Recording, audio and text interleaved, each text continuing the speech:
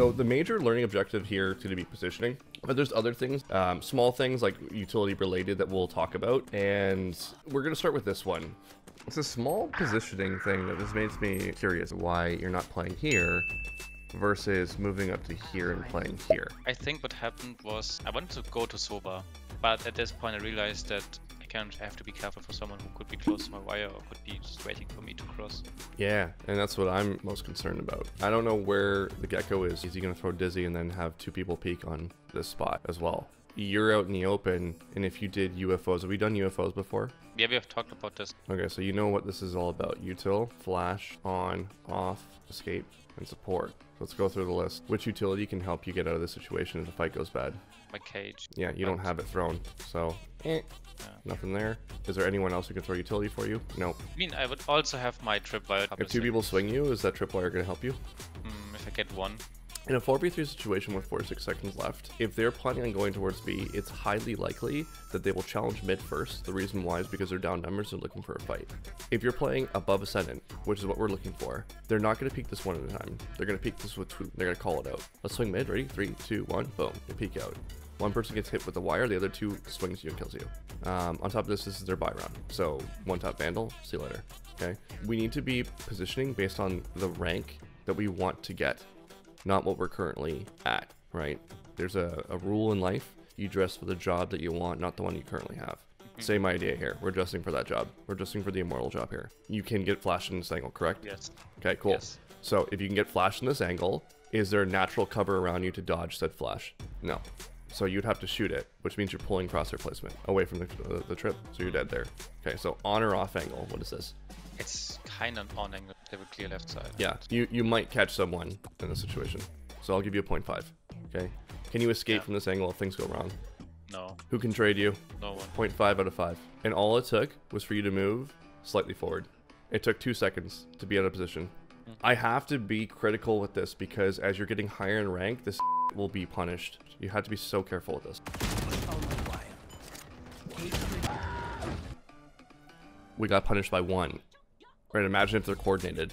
How nasty this would have looked. Do you know what I mean? Again, I talk about this with every student. The most important factor when it comes to positioning is the escape. You might not be able to keep track of all 5 points right there. It's more for VOD review afterwards, right? When you're looking at that, it's like, was this a good spot or not? Here's why it wasn't. And then you're able to actually break down what's going on. You can do like a UFO profile VOD review on Nats for every single round and ask yourself the 5 questions. And you'll probably learn a ton. Like the value there would be enough because they're ingrained to do the right things a lot of times, but you'll know right away when they're starting to play ranked. And they're just like entertaining as well because it just doesn't make sense what they're doing. The most important thing in the moment is always maintaining escape. If you have an escape route, you can live to fight another day. The longer you live into the round, the more likely you have control over that round in the clutch. Man, it would be really nice to have a cage right now so I can scale into the site. And now we're in a 3v4 situation. It's like, you know, we end up winning this round just on like gun skill, which the way I like to think about gun skill, winning rounds on that, it's not wins based on strategy, it's wins based on chance. That's the way I like to look at it. This is like gunfight for gunfight. Am I going to get the lucky fight? Are they going to give me the lucky peaks that they shouldn't be giving me? Are they going to be, you know, I'm basically playing the odds. Whereas if it's based on strategy, we know that we have something firm that's been planned and it's able to work. In this situation, it's just like, I'm sitting here like, you cannot scale right now. You can't do anything. Even Omen can't do anything right now. We're just separate. This is like a disaster as far as I'm concerned. If I'm them on Eco, I might challenge this as well. I might push through here. So it's just scary. The whole thing is scary. And now you have to move through this space. Worried about A-main. See how you're flicking back and forth? You're like, oh god, I really hope nobody peeks me. And they didn't, so thank god for that. Other little thing, you're against an Eco. How do you know that this left corner's free behind you? Yeah, I don't know. Yeah, wouldn't it be great to throw a cage here, check close left, and then check into sight? Yeah.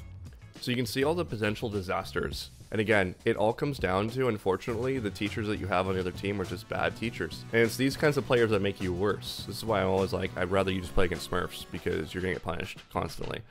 And you're gonna learn, right? It's like, not death by 1,000 cuts, but you're learning through pain a lot of times. And that's really how human beings learn the best, is through pain.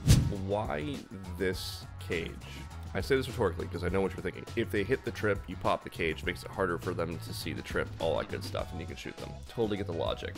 The issue that I have with this is, what if they go A?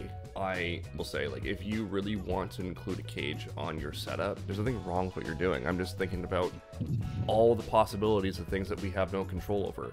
For example, you have fucking Diddy Diddled Me here, gonna get peaked on A main. You know what I mean? Like, what if he ends up dying here? What if Reyna plays Reyna games and dies? And now I have to rotate, full rotate here, retake A with hopefully an Omen Smoke if they didn't dump it early, right? You're leaving a lot out of your control, which tends to be an issue. You know, how many times have you had bad teammates? Most of the games. Exactly. It's the most common thing I hear complaints about with my students is like, oh, my teammates just suck. It's like, okay, well, if your teammates suck, what can you control? And what you can control is that utility that you're throwing there. It's not going to end up being like this, but it's something that you need to consider. Here is what I'm thinking. You want this cam for sightline to control the space, correct? Yeah, since they were going mid. Why not put it here? Yeah, that's better. Yeah, this is what I'm thinking. Because the most important spaces to control is this and this. If they walk around here, I mean, like, whatever. That's not a big deal. And you can probably still even see it from here anyway. So the most important thing to really control for me with line of sight is seeing if they're going to come up market. Because here's the thing, what if you're not looking at your camera and they get to here? And what if you end up like just nonchalantly walking through mid here, expecting that you're safe, and you just get shot and someone's sitting right behind your trip right now? Okay, you're fine now. Yeah, like that. Kind of like that. What if they're just sitting right here? You know what I mean? Just chilling behind a trip, waiting for it to break, and then we all explode through or something like that. Which is not out of the realm of possibility. Again, just a small little thing. I feel like if you modified that, you would just see a lot more ease with dealing with this stuff. Want to get coached? Join this Discord. We have free and paid coaching options. Can't wait to see you there. Enjoy the video. I'm surprised you didn't use your cage. Don't you feel a layer of fear, and fear? And if you don't, maybe you just don't understand this protocol. Anytime you're facing a multi-prong, you've got to use utility. I think it's important for you to start thinking about maybe Valo planting where you want to throw your cages for retake. Because if I'm going here and I want to retake from market, if I'm going to use a cage here, I lose the value of using the cage on site. Because if you're going up here, you're worried about a swing out here right now and a swing out here. So you're looking at a really shitty spot. You're also worried about this one. There's 3 angles that you can be swung out on right now as you're pathing up here.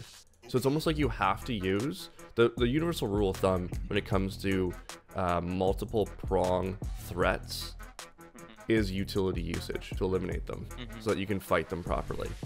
So now you're losing value on that cage. So my thought process there is that this cage should be thrown like this. You can just path it this way and fight. That's where I'm thinking things should be done. And it just looks for me a little bit easier because then you take the space to move up, Omen Smokes, then you can just fight the guy's market here now. That's the way I look at it.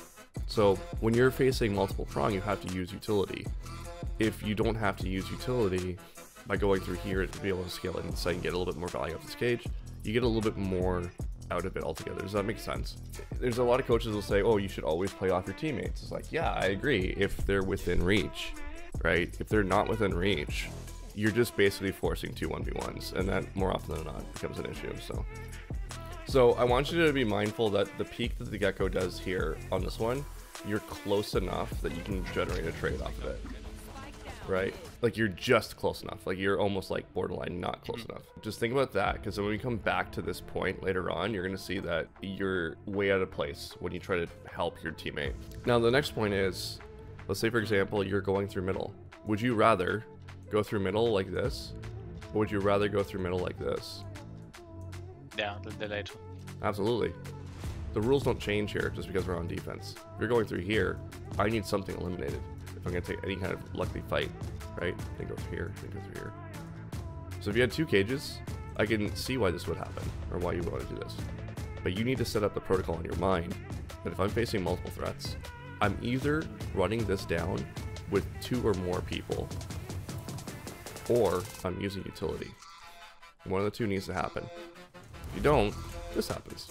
You know the protocols that I've taught you, and you've seen my streams. There's no need to be doing any of this stuff. Just be falling back at this point. Like, Omen's probably gonna throw himself into the fire. What if someone comes here, catches 2 of you, and then all of a sudden it's fucking miracle, it's 2v2, right?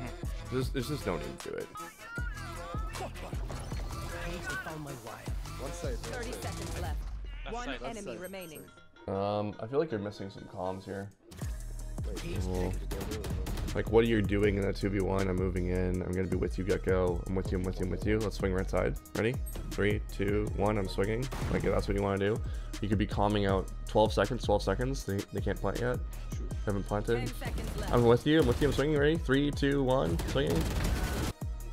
Like, this is all stuff that I want to hear you actively calming. Again, look, Freaky speaking for you guys. You have no control of this 2v1. You watch any of our 10-mans, this happens quite a bit, where I'm asking the students to constantly communicate with each other in the 2v1, like reminding them that they should be holding hands, or at the very least communicating their actions so their partner knows what to do. It might be a good habit to start calming number of situations when you're not active, just so that you can remind everyone what the situation is, because Sova's about to just throw himself into a fire. Comms is another issue that will constantly be something that we will talk about in Ascendant, because that's what really makes your teammates better as well, and it makes you better. You're more aware of what's going on. You say certain things, right? For example, you pop the scam, you hear nothing B main. Watch your A is immediately what I would be saying. I hear nothing B main from my camera, watch your A. This is like a small thing, and is there a chance that they could walk push this? Absolutely, but that's where you pop your cam and you confirm it. You missed some comms in this round. Okay, so you hear 1 on B. Careful now. There's 2 on B, 2 on B. 33 seconds left. Where do you think they're gonna go? They're probably coming here, right? They're planning, they're planning. 30 seconds left. Why is it important for you to be saying they're planting, they're planting? I mean, I'm the closest one. I might be Yeah. even the only one hearing it. Your dead teammates doing it. Someone asked that Weiss is unknown, but I should know that Weiss is. Yep, that's another thing too, as well. So I believe your dead teammate calls it out that they're planting. It's actually really good feedback for you. Anytime a dead teammate calls something for you, you know you didn't say something. Like, or a dead teammate calls something, you're missing some sort of comm.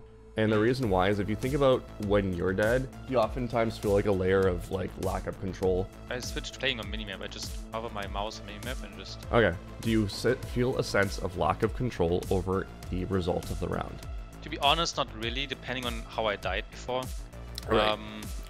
I apologize to you because I'm not wording this right, because 100% you have felt this, right? If you are not alive in the round and you're watching your teammates play and you're like, these guys are fucking idiots, what are they doing, right? You've 100% felt this before, okay? You have anxiety, you have stress, you're like, oh my god, if these guys don't win this round, I'm gonna lose RR. These thoughts have definitely popped in your head. Yeah, these thoughts have definitely, so this is my fault because I'm not explaining this correctly to you, okay? So if you have felt this, I promise you, the other people that are dead are feeling it as well. And this is why they step up and speak when you're not saying something. So the point being here is this is good feedback for you, because when you notice in your own VOD reviews that someone's saying something that you should have said, you need to step up. Because if you display that you have control always, the person who's dead will not say anything because they're like, this guy's got it. I can rest easy.